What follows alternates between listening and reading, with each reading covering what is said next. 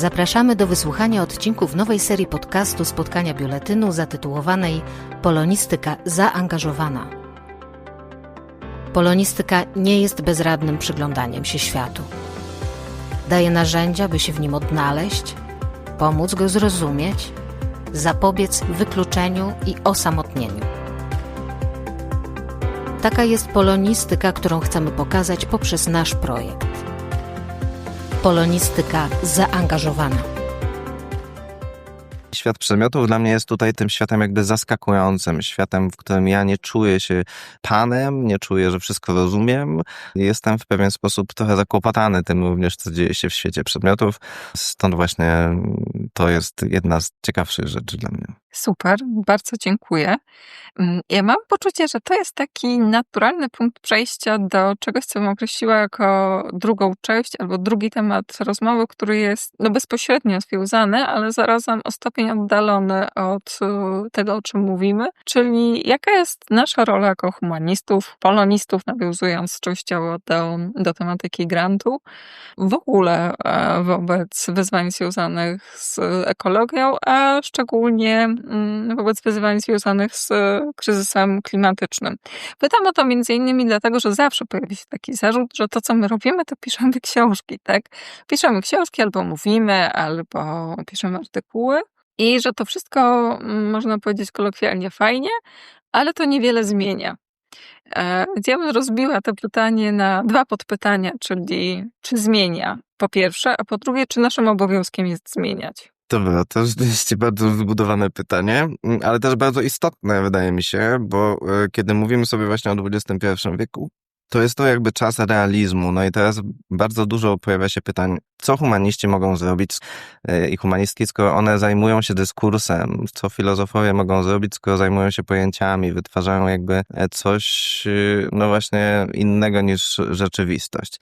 No i teraz jest tu dużo odpowiedzi, ale jedna z tych odpowiedzi, która wiąże się z antropocenem, no to antropocen uświadomił nam i to uświadamia nam między innymi Karen Barad, czyli taka nowa materialistka, mówi nam o tym, że świat pojęć jest materialno-dyskursywny, to znaczy nie ma pojęć, które są całkowicie jakby odrealnione, czyli bezcielesne i gdzieś pogrążone w takiej platońskiej rzeczywistości, którą bardzo trudno sobie dzisiaj współcześnie wyobrazić. W związku z tym jakby pojęcia wypływają z doświadczenia materialnego i również pojęcia mają wpływ na rzeczywistość materialną. W związku z tym jesteśmy w pewien sposób ze sobą spleceni.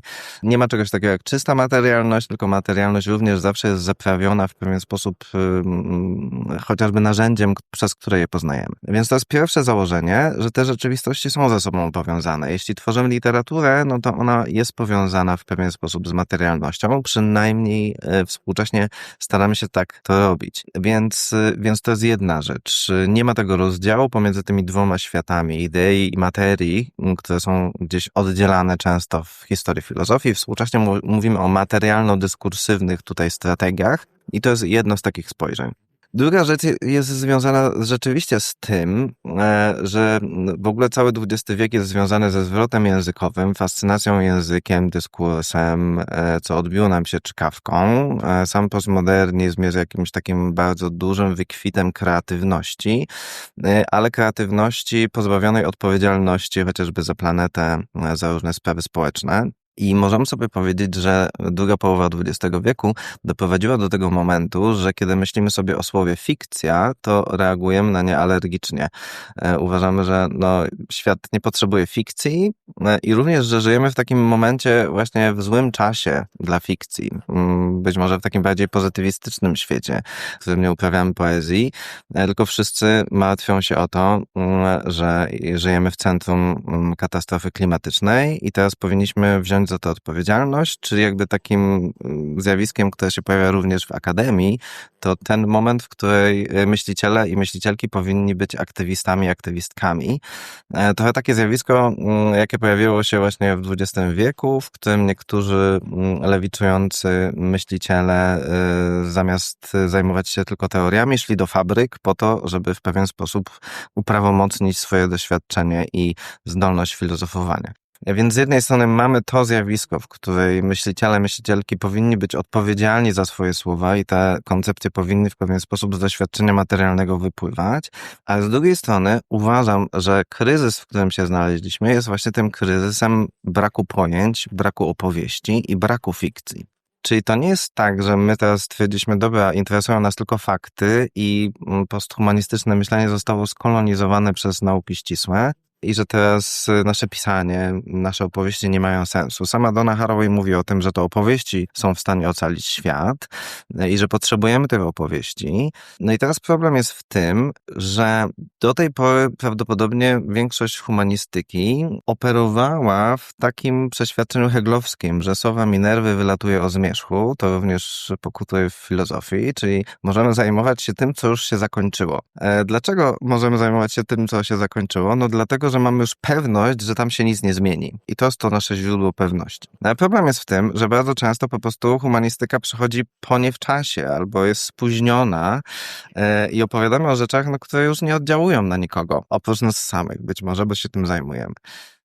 Więc również gdzieś Derrida bardzo mocno zwraca uwagę na jakąś taką nekrofilską skłonność humanistyki, w której po prostu spacerujemy w bibliotece po grobach, czytamy martwych ludzi, którzy coś tam napisali i wskrzeszamy ich tym samym aktem czytelniczym. Stąd wydaje mi się, że należałoby nie tyle zerwać z tą strategią, ale w pewien sposób ją osłabić, pokazać, że humanistyka ma w pewien sposób moc kreacji, ale również pewną profetyczną również taką właściwość do wytwarzania potencjalnych przyszłości, potencjalnych scenariuszy przyszłości. No i kiedy myślę sobie o tym, to właśnie myślę sobie o tym wezwaniu Donny Haraway i również tym, że współcześnie jesteśmy zasypywani wielością danych. I te wszystkie dane mówią nam o tym, no, że życie na Ziemi jest zagrożone i że ludzkość jest jednym z głównych powodów tego zagrożenia. W związku z tym nasz rozwój związany z cywilizacją i jej tworzeniem. No i teraz problem jest taki, że jedyną w zasadzie opowieścią, która jest w stanie zinterpretować te dane, to opowieść o apokalipsie. No i opowieść o apokalipsie nie jest czymś świeżym, nie jest czymś, co pojawiło się wczoraj, tylko śmiem wątpić, że towarzyszy od początku ludzkości, od kiedy ludzkość zaczęła się gromadzić, no to w pewien sposób przeczuwa tą katastrofę i boi się czegoś, co nam zagraża. W związku z tym opowieść o końcu świata jest tak samo stara, jak opowieść o początkach świata. I jest opowieścią fikcyjną. Szczerze mówiąc, apokalipsa jeszcze się nigdy nie wydarzyła, no i tu możemy sobie rozprawiać o tym, czy w jakim etapie może się wydarzać i w jaki sposób jest spełnialna.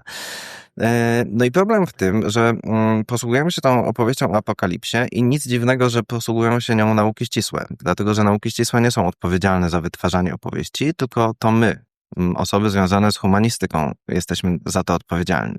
No i teraz problem jest taki, należałoby wytworzyć wielość różnych, rozmaitych opowieści o rzeczywistości, które nie tyle by były denializmem apokalipsy albo denializmem katastrofy klimatycznej.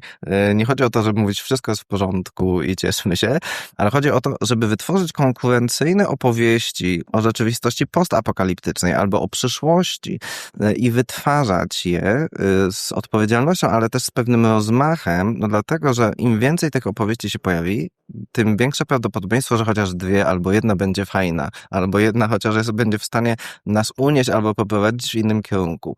Ten pewien jakby uwiąd tej wyobraźni po stronie posthumanistyki, która jest w pewien sposób onieśmielona naukami ścisłymi i ich w pewien sposób tutaj tą mocą, jest bardzo problematyczna. Stąd wydaje mi się również, że dużo opowieści o przyszłości, na przykład jest ta trylogia Marilundy klimatyczna, która jest dostępna również w polskim tłumaczeniu, no ona bardzo często opowiada o przyszłości w kontekście braku. Czyli jakby przyszłość będzie brakiem pszczół na przykład i w jaki sposób teraz mamy sobie z tym poradzić. Przyszłość będzie brakiem wody i w jaki sposób mamy tworzyć teraz rzeczywistość. Jest to jakieś takie myślenie właśnie trudne, no dlatego, że przyszłość nie tyle będzie rzeczywistością braku, ale przyniesie coś, a nie brak.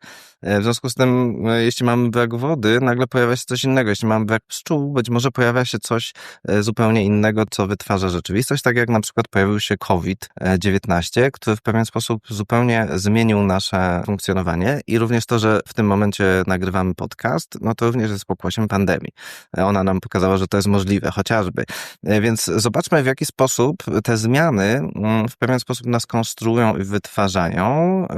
Więc myślę sobie o tym, że jest bardzo ważny moment teraz w posthumanistyce, żebyśmy jakby zaczęli produkować wizję przyszłości albo rozmaite wizje współdziałania ludzi z nieludźmi i żebyśmy nie byli w tym jakoś onieśmieleni. To uważam, że ta profetyczna, konstruująca natura humanistyki gdzieś musi zostać odzyskana i to jest gdzieś bardzo ważne, dlatego że głównie właśnie to, co jest bezpieczne, to wspominanie przeszłości, gdzieś polerowanie tych rzeczywistości, które już są zamknięte, albo druga rzecz związana z opłakiwaniem gdzieś tego, co umiera, tego, co odchodzi i również jeszcze takie przerażenie tym, co nadejdzie, jakimś takim spektakularną wizją apokalipsy albo jakimś takim punktem kulminacyjnym, którego się spodziewamy, które tak naprawdę paraliżuje, to znaczy ono nie sprawia, że my jesteśmy twórczy czy też aktywni, więc gdzieś tu ten moment aktywności czy też witalizmu jest do odzyskania przez akademię i przez humanizm,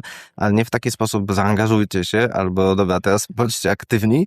Za każdym razem, kiedy mówię osobom studenckim bądźcie aktywni, jestem przekonany, że po prostu nikt się nie odezwie. W związku z tym te nawoływania humanistyki współcześnie zaangażujcie się, bądźcie aktywni, no już można powiedzieć, one w momencie wypowiadania są skazane na porażkę. Aha, to jest bardzo ciekawe, no bo wskazujesz de facto inercję jako odpowiedź na wyzwanie. Nie zadajesz mi tego pytania, ale mogłabyś mi zadać to pytanie, jak uratować świat. No i wyobraź sobie, co ja mogę na to powiedzieć. To jest ten moment, przed którym my teraz stoimy.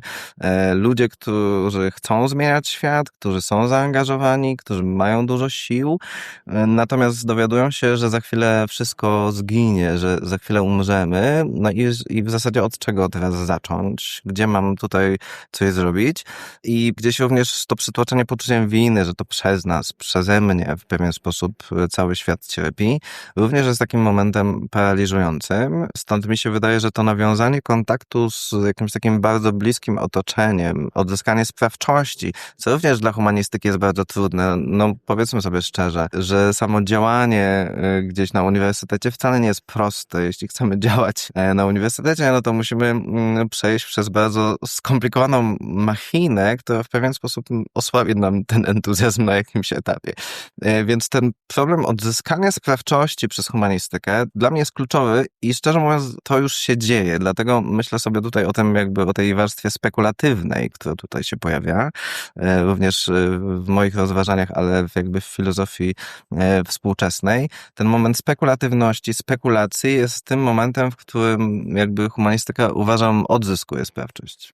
Dla mnie ta uwaga jest też bardzo ciekawa w kontekście jednego wątku, o którym pisałeś w książce, czyli właśnie przytłoczenia koniecznością uzasadnienia każdej decyzji i poczucia, że każda decyzja, że każda rzecz waży, bo nawet nie nazwałabym tego decyzją, słowo rzecz też jest nie na miejscu, ale nie mam dobrego słowa, że każdy aspekt naszego funkcjonowania może być czymś, z czego będziemy rozliczeni. To jest też bardzo ciekawe, że w przypadku humanistów dużo łatwiej jest o zarzuty wynikające właśnie z tego, że nie zawsze wszystkie aspekty realizujemy na najwyższym poziomie, prawda? Nikt nie zarzuca osobom, które zajmują się naukami ścisłymi, tego, że jakiś aspekt nie jest idealnie przez te nauki zagospodarowywany, natomiast my jak najbardziej musimy tłumaczyć się z optymalizacji, tak bym to nazwała. Mi się wydaje, że to jest bardzo ważny moment, który uchwyciłaś. To znaczy, możemy sobie powiedzieć, że środowisko humanistyczne nie stać na porażki, nie stać na przegraną. Środowisko humanistyczne bardzo źle znosi porażki i przegrane, co jest częścią w ogóle rozwoju. No, jeśli dziecko zaczyna uczyć się chodzić, to musi przegrać 1000 razy, zanim zacznie jakoś gramolić się, być może tak bym powiedział. Więc to gdzieś przyswojenie porażki, czy też przyswojenie przegranej przez humanistykę jest chyba chyba rzeczą, która sprawi, że humanistyka stanie się bardziej ludzka, jeśli tak miałbym trochę zażartować z niej, ale może bardziej realistyczna też. No i również ten moment, w którym, no nie wiem, kiedy staramy się o granty, no to one w pewien sposób muszą być nieskazitelne. To jest jakby grant, który jakby musi się powieść. Właśnie o tym pomyślałam. Przepraszam, że wchodzę w słowo. No, więc jakby konstruowanie w ten sposób naszych rozważań, w której jakby grant już jest w pewien sposób martwy, bo jest zakończony przed jego wykonaniem, to jest właśnie to działanie humanistyki, która pragnie tej pewności samej dla siebie. Ta pewność zabijano, bo pewność jest w prosektorium albo w jakichś takich pojemnikach z formaliną. No i teraz myślę sobie o tym również, gdy mówisz o tym, co nas paraliżuje, no to myślę sobie, że paraliżuje nas również taki sposób myślenia analitycznego. Ja to nazwałem właśnie przedawkowaniem krytyki, za co spotkały mnie z różnych części środowisk duże tutaj zarzuty i bęcki, związane z tym, że teraz jakby chcę najważniejsze narzędzie gdzieś wyrwać albo usunąć i teraz co nam zostanie, jeśli z krytyki zrezygnujemy. Natomiast oczywiście nikt nie chce rezygnować z krytyki, to jest ważne narzędzie diagnostyczne, humanistyczne, w związku z tym jakby nie wyobrażam sobie uprawiać myśli bez krytyki. Ale problem jest taki, że my współcześnie mamy 99% krytyki. Uważamy to po prostu za najważniejsze narzędzie. I teraz problem jest taki, że narzędzia diagnostyczne, one nie tworzą światów. Narzędzia diagnostyczne są interwencyjne. W związku z tym ja pracując na komputerze, nie skanuję cały czas komputera, nie zajmuję się tym. Tak my praktycznie właśnie jako naukowcy, naukowczynie będziemy się zajmować tym właśnie szukaniem błędów, szukaniem wirusów, szukaniem jakichś elementów, których chcemy się pozbyć. No i używamy narzędzi diagnostycznych po to, żeby pozbyć się jakichś elementów, które nam przeszkadzają, ale właśnie narzędzia diagnostyczne nie tworzą światów. No i to jest to, co jest związane z naszym odczuciem kryzysu rzeczywistości, bo już nie mówię tutaj o katastrofie klimatycznej, ale o odczuciu kryzysu rzeczywistości, że nie wiemy do końca, czym jest rzeczywistość i że rzeczywistość w pewien sposób nam się skończyła. To znaczy nie mamy nowych pojęć, które by tą rzeczywistość wytwarzały. W związku z tym ten koniec świata, on jest również na poziomie konceptualnym, on jest również na poziomie wyobraźni czy też pojęć. No i jeśli my będziemy jeszcze mocniej wzmacniać tą rolę krytyki, no to w pewien sposób krytyka zawsze jest podważająca światy, które już istnieją. Teraz powinniśmy właśnie wejść w stronę bardziej narzędzi spekulatywnych, czyli wytwarzających możliwości światów. No i wydaje mi się, że tutaj musimy w pewien sposób zrezygnować z tych narzędzi, które są gdzieś wartościowane bardzo mocno na różnych etapach edukacji, czy też również w pozyskiwaniu grantów, etc. Być może powinniśmy sobie pozwolić na jakieś ryzyko. No i teraz takim myślicielem, który bardzo mocno mi z tym współgra, jest taki myśliciel Federico Campagna i on w pewien sposób pokazuje, że współczesne ożywienie metafizyczne jest właśnie takim poszukiwaniem wytwarzania świata, to znaczy poszukania jakichś takich ustawień rzeczywistości, które by postawiły nam świat na nowo i pozwoliły nam pomyśleć o jakiejś innej wspólnocie, która byłaby właśnie życiodajną. No i teraz ten projekt właśnie wymaga współpracy i to teraz wielu osób, czyli teoretyczek, osób po stronie sztuki, osób ze strony literatury. Żadna z tych osób nie zrobi tego sama, więc wydaje mi się, że ten projekt wytwarzania rzeczywistości jest bardzo humanistyczny, jest bardzo związany z wyobraźnią humanistyczną, która łączy teorię, sztukę, literaturę i ona wydarza się właśnie w tym świecie językowo-materialnym, tak bym to powiedział. Więc szczerze mówiąc, jakby żyjemy w bardzo ekscytujących czasach skończenia się pewnego świata, ale również wydobywania się nowego. I myślę, że tu jest też nasza odpowiedzialność związana z tym, że no nie tyle musimy opłakiwać świat, który się kończy, również jest to świat ludzki. Być może jeszcze też świat jakoś geopolityczny, już to jest inny wątek, ale problem jest taki, że właśnie należałoby wytworzyć jakąś opowieść, która nie tyle by pokazała nam drogę do przyszłości, ale również, i tutaj chciałem opowiedzieć jeszcze o takiej rzeczy, no że nie mamy do tej pory jakby obrazu globalnego ocieplenia, reprezentacji globalnego ocieplenia, która przemówiłaby do ludzi, użytkowników rzeczywistości. W związku z tym wiele zjawisk, które pojawiają się w tym momencie, one są po prostu jakby nieprzetłumaczone. Stąd możemy zwątpić w globalne ocieplenie, możemy uważać, że ono nie istnieje, dlatego że nie mamy żadnej przekonującej reprezentacji, która by nam je pokazała. A w rzeczy, które nie widzimy, no najczęściej nie wierzymy. Stąd mamy gdzieś te spirale klimatyczne, mamy paski klimatyczne, które się pojawiają i budzą jedynie grozę, ale bardzo łatwo nam jest lekceważyć, no co te paski znaczą w moim życiu. To jest jakiś diagram, to jest jakiś wykres, ale globalnego ocieplenia nikt nigdy nie widział, nikt nigdy go nie dotknął, nikt z nim nic nie zrobił. Stąd wydaje mi się bardzo ważna rola tutaj i sztuki, i literatury, żeby w pewien sposób tłumaczyć te zjawiska, które są zjawiskami pozaludzkimi, bardzo realnymi i przenosić je do ludzkiej wyobraźni. Myślę, że to jest jedna z takich rzeczy bardzo rozsądnych i chyba potrzebnych najbardziej. Tak mi się wydaje. Aha, czyli ty de facto wskazujesz na rolę wyrażania w języku figuratywnym doświadczenia, które jest, ale jest przegapiane. Tak, to znaczy wydaje mi się, że to jest jedna z takich bardzo podstawowych ról, która właśnie widzę w czasie kryzysu. To jakby nie jest wyrafinowana tutaj rola literatury, ale coś, co jest potrzebne na teraz. Ja właśnie szukam tych przykładów, kiedy szukam tych różnych miejsc, obrazów, które pozwoliłyby nam dotknąć tej rzeczywistości, o której piszę, no to właśnie chciałbym, żebyśmy mogli sobie wyobrazić działanie globalnego ocieplenia, mogli wiedzieć, z czym w ogóle mamy do czynienia. Tutaj jest jedna z tych ról, którą widzę. No ale tutaj jest też rola związana z tym, no że jakby możemy sobie pomyśleć o wytwarzaniu nowych światów poprzez właśnie jakąś taką materialną praktykę, która jest związana właśnie ze sztuką. Tak mi się wydaje, że sztuka jest zdecydowanie bliżej materii. No i przynajmniej dla mnie jakby takim laboratorium humanistycznym są galerie sztuki współczesnej. Jeśli myślę sobie o jakimś takim laboratorium współczesnych filozofów, no to oni nie siedzą w laboratoriach takich chemicznych czy też biologicznych, chociaż też oczywiście, ale dla mnie tutaj świat sztuki miałby jakiś taki uprzywilejowany dostęp do wytwarzania różnych form poznawania rzeczywistości. Wyobrażam sobie, że my oglądając współczesne kino, czy czytając literaturę, bardzo często oswajamy się z tym, że pewne jakby sposoby chwytania rzeczywistości, one pochodzą właśnie od autorek, autorów, od reżyserów, reżyserek. W pewien sposób już uważamy za nasze, ale one gdzieś zostały wytworzone. W związku z tym myślę sobie, że to jest zadanie gdzieś literatury. I jeszcze jedna ważna rzecz związana z literaturą i tu już będzie bardziej wyrafinowana, tak sobie czuję.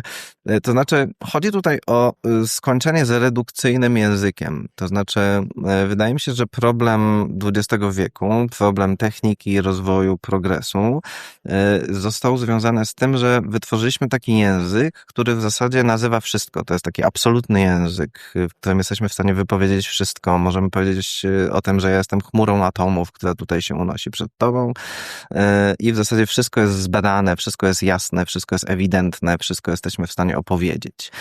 To jest ten problem języka, który również doprowadził do tego, że rzeczywistość przecieka nam przez palce. Nie ma niczego gęstego, nie ma niczego jakby co opiera się ludzkiemu poznaniu, co opiera się ludzkiemu językowi, rzeczywistość stała się całkowicie penetrowalna przez ludzki język. To właśnie gdzieś tam jest pokłosie XX wieku. I teraz sobie myślę, że te filozofie realistyczne, one w pewien sposób wymagają od języka, żeby język nadał gęstość rzeczywistości, żeby ona stała się namacalna, żeby ona stała się taka, której nie moglibyśmy poddać naszej technice, czyli na przykład nie moglibyśmy jej zredukować, nie bylibyśmy w stanie jej potraktować instrumentalnie czy też przedmiotowo. I o ile mówimy sobie o tym w różnych aktywistycznych elementach związanych z tym, że chrońmy las przed eksploatacją, to w rzeczywistości językowej, w humanistycznej i filozoficznej jest ten sam motyw, w którym chrońmy byty przed eksploatacją za pomocą języka, w którym jakby materia musi zawsze wydać sens. I w świecie filozoficznym rzeczy materialne są o tyle ciekawe, o ile jesteśmy w stanie wyekstrahować z nich sens, ideę. Nie są dla nas rzeczy materialne istotne same dla siebie. No i teraz problem jest taki, że współczesne te nurty spekulatywne, co jest gdzieś rzeczą nową, będą próbowały pokazywać, że za pomocą samego języka jesteśmy w stanie wytwarzać doświadczenie realności. i w jaki sposób wytwarzamy to doświadczenie realności? No właśnie za pomocą na przykład takiego języka, który niesie ze sobą tajemniczość albo niesie ze sobą coś, czego nie jesteśmy w stanie wypowiedzieć, czyli bardziej poetyckie formuły, które tutaj się pojawiają, które są gdzieś zderzone z tym, no, że żyjemy w neopoetyckich czasach, które gdzieś mówi nam o tym, daj mi konkret, nie poezję. Natomiast współczesna filozofia mówi, nie, no bez poezji jakby nie ocalimy rzeczywistości dla humanistyki. Bez poezji, bez tego, co nienazywalne, bez tego, czego nie jesteśmy w stanie gdzieś spenetrować naszym poznawczym umysłem. No wyobraźmy sobie, że jakby umysł ludzki ma swoje ograniczenia i o tym będzie mówił również antropocen. Są rzeczy, których my w pewien sposób nie rozumiemy do tej pory i w tym jest również nasza małość ludzka, która zostaje przywrócona trochę przez posthumanizm. W związku z tym wytwarzanie jakby takiego języka ocalającego rzeczywistość przed redukcją wydaje mi się również taką strategią już na bardzo dużym abstrakcyjnym poziomie. To pokazuje inne rodzaje sprawczości, inne rodzaje zaangażowania niż to, do których czasem jesteśmy skłaniani, powiedziałabym, jako humaniści. Ja przyznaję, że ja wrócę jeszcze do tego wątku grantowego, o którym wspomniałeś, jako metafory, tak? To znaczy właśnie ten lęk przed porażką jest moim zdaniem bardzo charakterystyczny, dlatego że my zakładamy, że eksperyment musi się powieść, prawda? Że eksperyment de facto nie jest, tak jak powiedziałeś, eksperymentem, tylko że jest to już teoria. Jest ustawką. Tak, jest ustawką, trochę tak.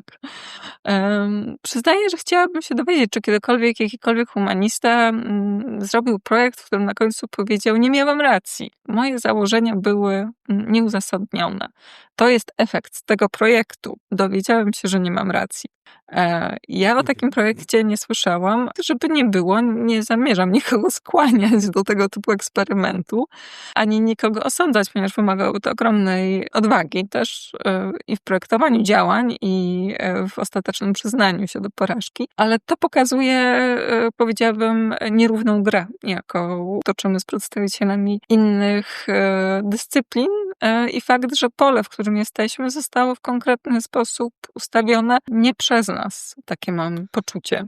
No więc właśnie, szczerze mówiąc, to jest trudny temat też, bo finansowanie nauki w Polsce jest bardzo drażliwym tematem i każde finansowanie jest po prostu na wagę złota, a my tutaj opowiadamy o czymś bardziej głębokim, czyli o samej strukturze tego, no ale to jest ważne, też tak myślę.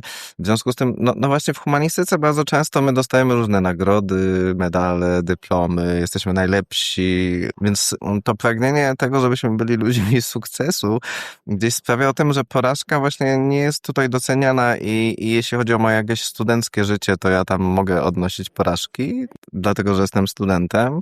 Natomiast później na dalszych etapach, no te porażki, jakby środowisko humanistyczne jest tak przesiąknięte krytycyzmem wobec siebie i innych, że jakby samo przyznanie się do porażki byłoby jakby takim, no nawet zachęceniem innych do tego, żeby jakby nas tutaj już do ziemi docisnęli. Stąd to bronienie się przed porażką, no jest jednak jakimś takim momentem, który pokazuje, no że właśnie jesteśmy, no takimi krytykami bardzo wyrafinowanymi, no i że przedawkowaliśmy krytykę. Wyobrażam sobie, że jestem w stanie się przyznać do porażki przed środowiskiem, no to jest wyrozumiałe w pewien sposób. Mówi, my też błądzimy, prawda? Natomiast w środowisku, w którym mam wszystkich noblistów, chociaż nobliści też odnosili wielokrotnie porażkę, podejrzewam, więc w środowisku, które nigdy nie odniosło porażkę, jeśli ja powiem, że odniosłem porażkę, no to oni powiedzą, no tak, spodziewaliście się tego.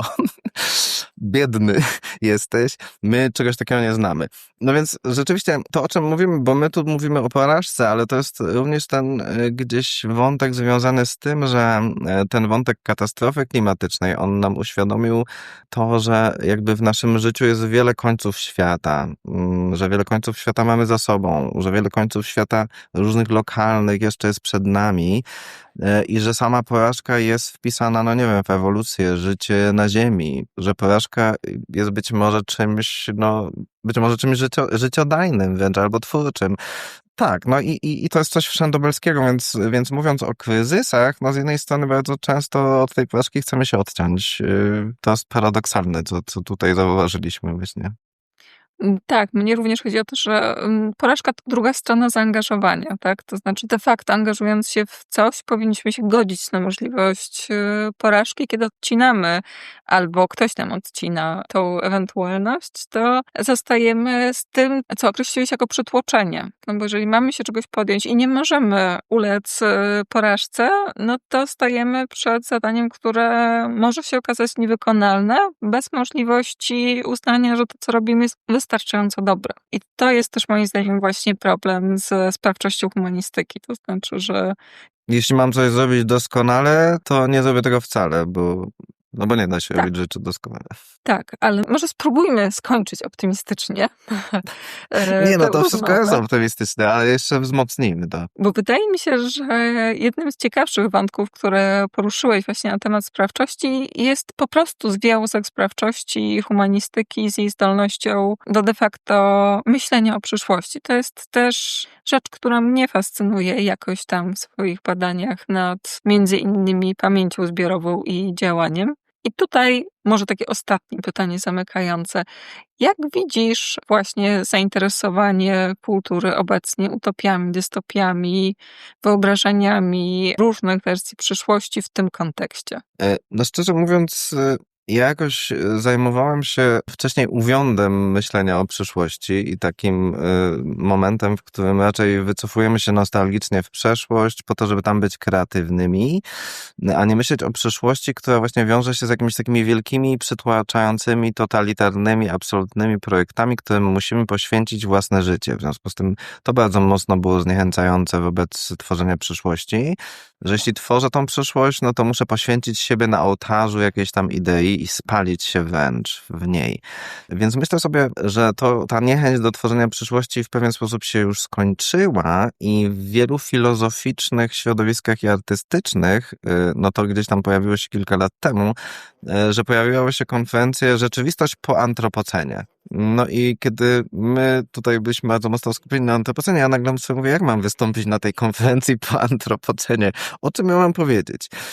No i w zasadzie możemy sobie powiedzieć o tym, że jednak współczesność już jest w tym momencie zainteresowania różnymi, rozmaitymi scenariuszami przyszłości i to dzieje się na różne sposoby, ale tym, co gdzieś dla mnie jest chyba najbardziej interesujące, to właśnie zainteresowanie w dziwności tej przyszłości. To znaczy, że światy, które tworzymy, one są dziwne, one są nieprzystające do tych wszystkich kategorii, które do tej pory sobie wyobrażaliśmy, bo szereg gdzieś tych wizji przyszłości jest jednak postapokaliptyczny, związany z tym, no, że żyjemy już po apokalipsie, że w pewien sposób życie po apokalipsie jest możliwe, ale jest też trudne. W związku z tym ta przyszłość, którą sobie teraz wytwarzamy, no to jest ta przyszłość, która pachnie kompostem, która jest gdzieś oślizgła, która jest związana z jakimiś takimi powrotami premodernistycznych rzeczywistości.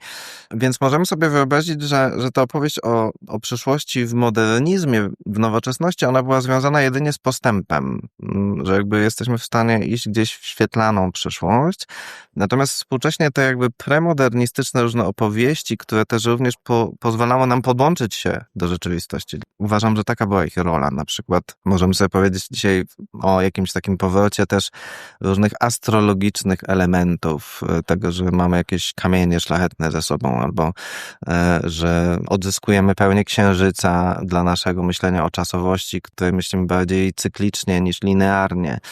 Te wszystkie rzeczy właśnie premodernistyczne, którym odmawiano racjonalności, które zostały przez oświecenie gdzieś wygnane, wyegzorcyzmowane, one w pewien sposób powracają i szczerze mówiąc, one również nas uziemiają. Teraz, kiedy myślę sobie o tym uziemieniu, no to myślę sobie o tym, że myślenie o sobie jako o części jakiejś takiej złożoności związanej z siłą grawitacji chociażby, która nas kształtuje, która jest niewidoczna, z pływami związanymi z cyklami księżyca, z różnymi, z ruchem obrotowym Ziemi wokół Słońca. To są te wszystkie rzeczy, które w pewien sposób zaczynają być odzyskiwane, więc ta przyszłość to nie jest taka przyszłość przez duże P, to jest jakiś świat, który po prostu przychodzi do nas nie wiadomo skąd. Wydaje mi się, że te opowieści rodzą się tu i teraz i one rodzą się właśnie z takiego doświadczenia innego niż to doświadczenie nowoczesności związane z tą jakby czystą wizją racjonalności ludzkiej, która miała gdzieś tam nas zaprowadzić. Ona często będzie rodziła się z jakiegoś takiego doświadczenia właśnie rzeczywistości pozaludzkiej, premodernistycznej, która jest inspirująca i ona również jest związana właśnie z materialnością. Jeszcze jedna rzecz związana z humanizmem, no to również taka, że my rzadko kiedy jakby jesteśmy uwikłani w materię.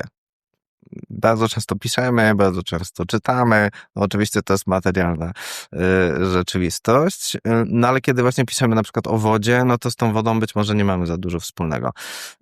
Więc chodzi tutaj o to odzyskanie materialności, to znaczy odzyskanie też zmysłowości, cielesności dla humanistyki. Wydaje mi się, że to jest też optymistyczne, że możemy zacząć to robić, że już nikt nam nie powie o tym, że to jest bez sensu, albo że to są po prostu niskie czynności związane z tym, że my na przykład zajmujemy się psami. Tak jak Haraway na przykład napisała książkę o gatunkach stowarzyszonych i to wynika z jej doświadczenia pracy ze swoim psem, agility i różnych takich praktyk. Więc wydaje mi się, że współcześnie to, co dzieje się w humanistyce, albo Anna Tsing, która pisze o grzybach i przywraca nam ten kontakt z ziemią w postaci właśnie zbierania grzybów, to są te rzeczy, w których nagle ten kontakt z rzeczywistością, on zostaje odzyskany i on zostaje odzyskany bardzo w naturalny sposób. To znaczy nikt nam nie każe iść na grzyby, albo nikt nam nie każe iść obserwować księżyca albo nieba, tylko my to po prostu robimy i nagle okazuje się, dobra, to jest połączone z myślą, to jest jakby myślotwórcze, to jest światotwórcze, te czynności, które nas zanurzają. Więc myślę sobie, jeśli miałbym zakończyć tutaj optymistycznym akcentem, to takim, że większość rzeczy, które robimy, ma charakter imersyjny. To znaczy, dlatego chcemy grać w gry komputerowe, bo to jest imersyjne. Dlatego chcemy pływać, bo to jest imersyjne. Dlatego idziemy na koncert, bo to jest doświadczenie, w którym nie jesteśmy w stanie się zdystansować. Więc te wszystkie praktyki niedystansujące, które pojawiają się w nowej humanistyce, wydają mi się bardzo ożywcze i ekscytujące i szczerze mówiąc, wydaje mi się, że będzie ich coraz więcej. Stąd to jest ta moja nadzieja. Tak, myślę, że tutaj w tę stronę poszedł. To ja dziękuję bardzo. Dzięki. Bo jest to optymistyczne zakończenie. Nie jest tak, że uważam, że ono musi nastąpić za wszelką cenę, ale ono też tworzy nam ładny łuk właśnie z tą koncepcją zaangażowania, ponieważ wszystko, co imersyjne, tego zaangażowania wymaga. Więc jest to też jakoś dla nas cenne, żeby pokazać, jak to, co robimy, wpływa na nasze codzienne doświadczenie świata i doświadczenie rzeczywistości. Także bardzo dziękuję. Dzięki wielkie.